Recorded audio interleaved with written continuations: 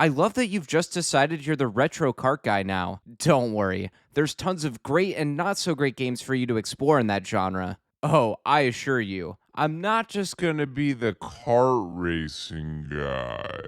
Oh boy, that comment aged poorly. It's been long enough, and I think it's finally time to switch things up a bit. Super Puzzle Fighter 2 Turbo was a puzzle game released by Capcom in 1996. The game's title is a silly reference to the ever-growing updates that Street Fighter 2 has received over the years. While starting out in arcades, it was eventually released to the PlayStation and Sega Saturn in 1996 and 1997, with a handful of other ports and an HD remaster releasing in later years. My older brother had a copy of this game on the PlayStation, and while I never fully understood how to play it because I was a child, I was mesmerized by the colorful gems, cartoonish characters, and the incredible music. The game features characters from the Street Fighter and Darkstalker series, along with one hidden character from Cyberbot's Full Metal Madness. The objective of Puzzle Fighter is to force your opponent to run out of room on their field until they reach this opening. This is done by clearing gems from your side and sending counter gems over to your opponent's field. You send counter gems over by using crash gems or orbs to destroy them, which will turn into regular gems after 5 drops. Counter gems will be sent when you or your opponent drops the next gem. You can decrease, block, or counter an attack by breaking gems before the counter gems hit. Counter gems can also be destroyed early if a crash gem and a regular gem of the same color touch it. Gems can be destroyed in mass as long as the same colored ones are touching one another. And you can also create a square with gems of the same color to form a power gem. The power gems can continue to grow, and the bigger they are, the more counter gems you'll send over when you destroy it. You can also chain attacks together to increase your counter gem attack. Every character has their own counter gem pattern that represents their attack, some being more basic than others. The worst counter gem pattern in the game is Dan's. While other characters will drop every gem color, Dan only drops red gems, making him easily defeatable and the worst character in the game. Dan has been created as a joke character in the Street Fighter franchise, so this is on brand. With how terrible and clearly unviable he is, I wanted to see if you can beat Super Puzzle Fighter 2 Turbo using only Dan.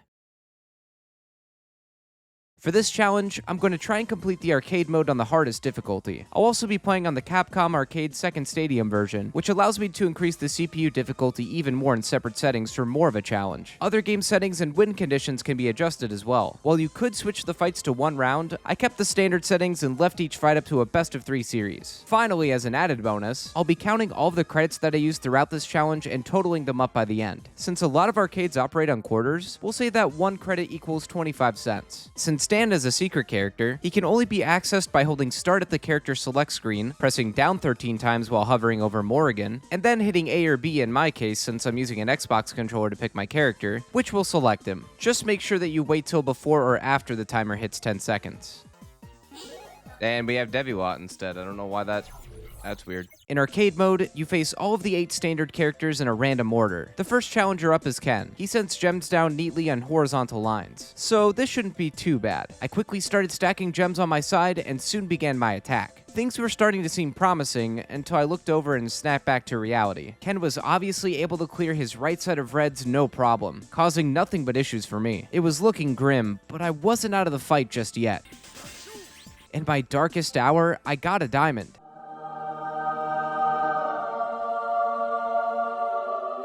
Diamonds destroy every gem of the color they touch when dropped. This was a huge help in clearing my field up. Ken was continuing to beat the crap out of me though. Unfortunately for him, this is exactly what I wanted, but maybe what he wanted as well. Right there it is. Right there.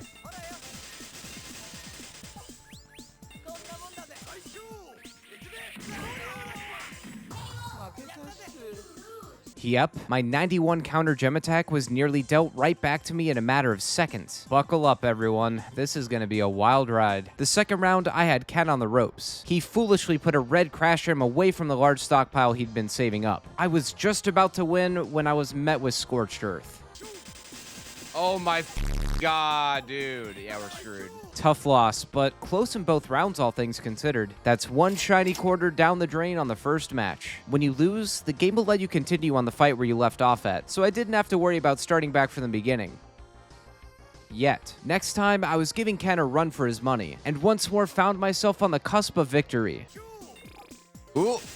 Oh my god, no! Playing as Dan is quite literally torture. You have to not only play quick, but strategically as well. Constantly sending gems over is usually not the move. You need to play smart and stack power gems for big attacks where you can.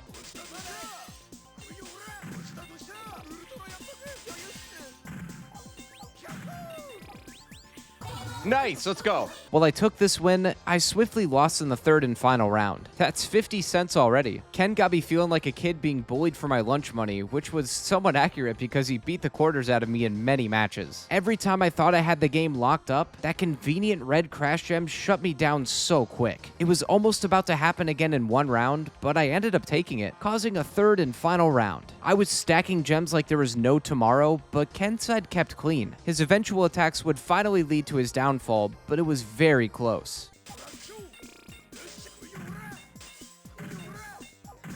Nice, let's go.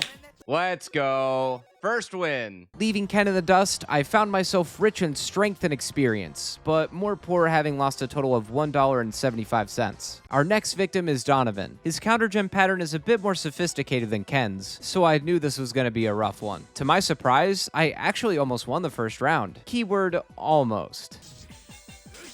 That'd be too late for me anyway. Yeah.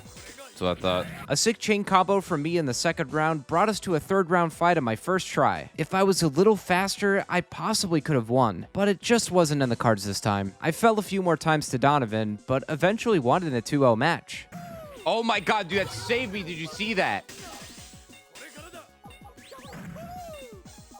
Nice, let's go! If I had played any slower, both of these rounds could have been very different. Our total money spent now is $2.50. The next match is with Chun-Li. She drops gems in a square pattern with minimal blues and yellows. I don't know if it was skill, her drop pattern, or just plain luck, but I managed to defeat her on my first try. Nice, let's go.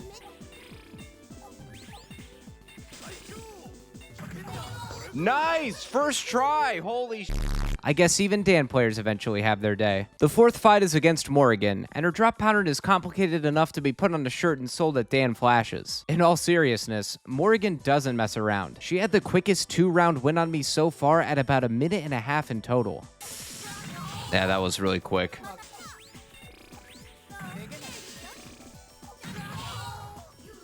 I barely had any time to even think. Morrigan plays so quickly, and she's really good at setting up power gems and chains. My next time through, we had a decent back and forth, but the red gems of destiny knew my fate was sealed from the start. Thus began my grind to defeat Morrigan. For a while, I wasn't even capable of taking one round off of her. She swept me faster than a barefoot jackrabbit on a hot greasy griddle in the middle of August with a, oh hey look, maybe there's hope after all. No wait, false alarm. Dan is such a fickle beast. There's really not much you can do except line your gems up the best you can and pray you don't hear that extended crash sound effect on the other side.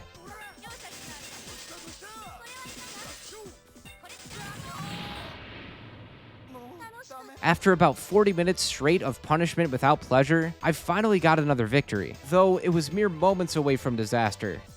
Hold on, blue, come on, let's go. Nice. Just one more round to go and I can get out of here. The second round actually didn't take up much time at all. While I played decently, I also got extremely lucky with the gem rotation, and Morrigan basically had no crash gems to work with to counter my onslaught. I think I just won? Yes, dude, let's go. With all the losses after nearly an hour against her, our total money spent now is $4.75. Since we're at the halfway point, we get a brief intermission to provide us with some giggles before we hop aboard the struggle bus once again. Okay, time's up. Next up to the plate is John Street Fighter himself. His drop pattern is pretty much Ken's but vertical. Ryu made quick work of me in the first round for reasons unknown.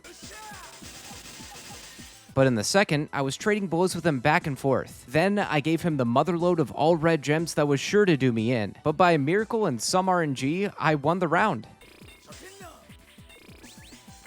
Nice, okay. The third round was over almost as soon as it started, though. Goodbye to yet another quarter. In the first round of our next fight, I mopped the floor with him, and Ryu returned the favor to me in the second round. The third round was getting pretty tense, but just like Dan's, Ryu's drop pattern would lead to his demise. Let's see, I think I still live out of that.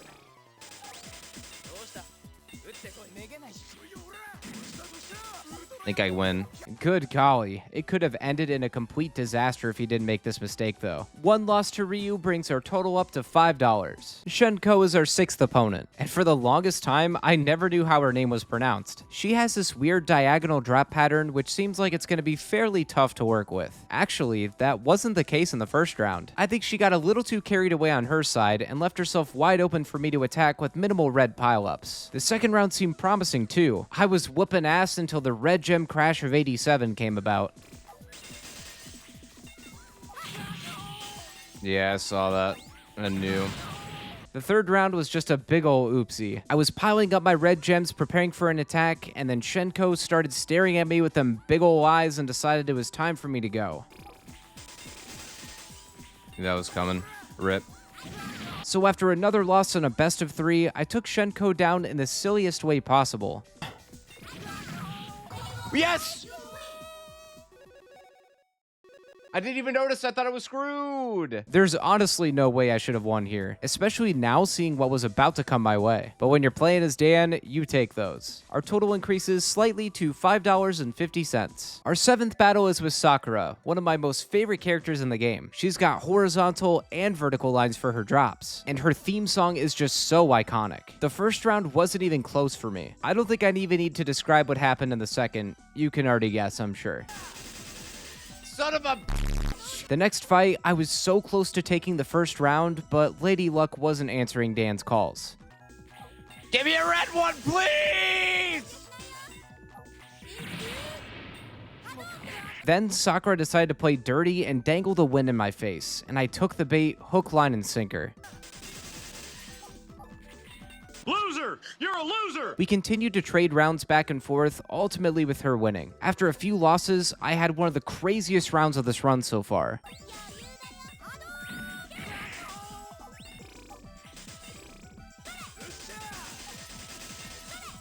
I was waiting for that. No! Oh my god!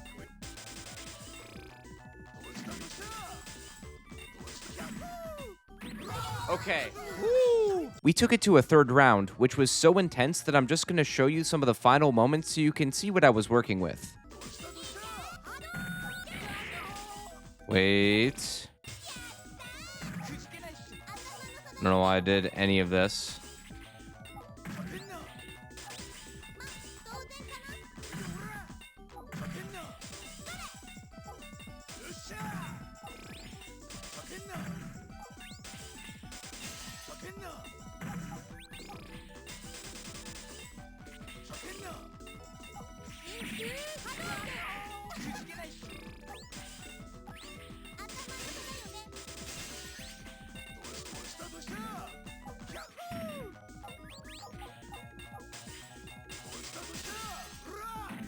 Oh my god, dude!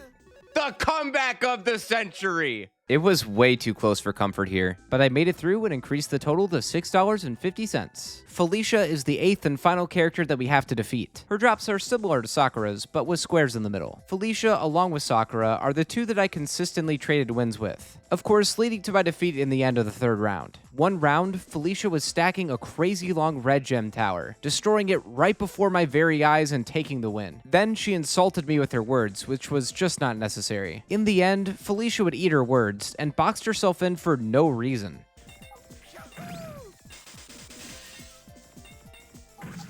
Yes, let's go. Another moment of what could have been, though. Our handful of losses to Felicia brings our total up to a whopping $7.25. Not too shabby finishing the game with Dan for under $10. I guess there are worse ways to spend money. Oh, right. Actually, this game isn't over just yet. Dan comes out as the final boss, only to be bamboozled from his rightfully earned spot by Akuma, or Goki if you want to go by his Japanese name. His counter gem pattern is pretty wild, and he plays like a madman. Akuma's AI is so smart and quick and hardly ever makes any mistakes. Naturally, my match against him was over and done with in the blink of an eye. In my opinion, at least with Dan, this fight was going to require a lot more luck than skill. Akuma is constantly sending gems your way, and he'll quickly return all of the red ones you send him. Hard mode up to this point was indeed hard, but Akuma turned up the heat tenfold. I did manage to get one round on him after a few attempts, but he came right back and put me in my place.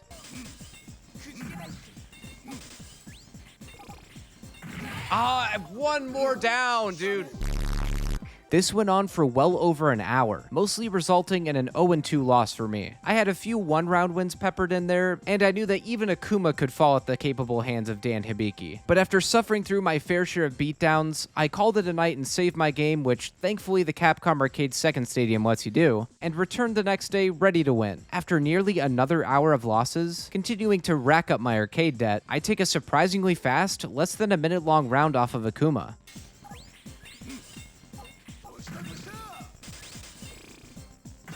Nice. And of course, he got one right back thanks to the usual. No. Didn't have anything, dude. The third round was sweaty, until I won in the dumbest, luckiest possible way.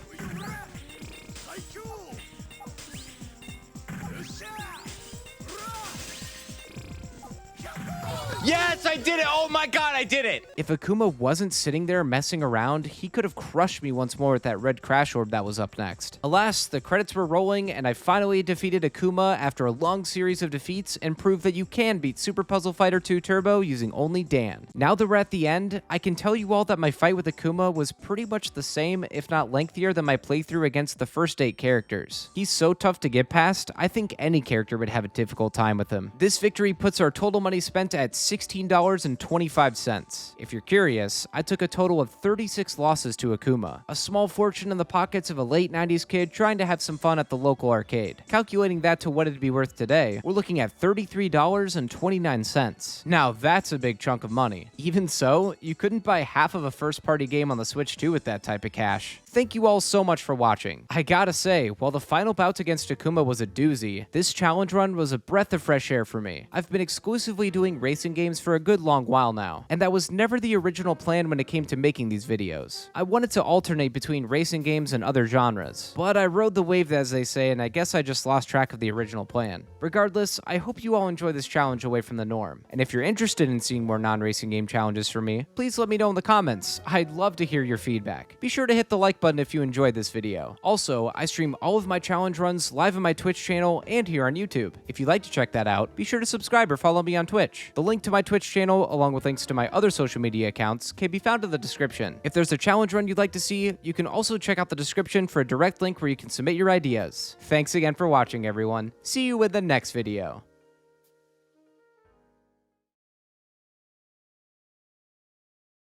I don't know why I thought about this, but I can imagine Chuck from Better Call Saul talking to Dan and going like, "You're not a real puzzle fighter. Only red gems. What a sick joke. I worked my ass off to get where I am. You take these shortcuts and you suddenly think you're my peer? I committed my life to this."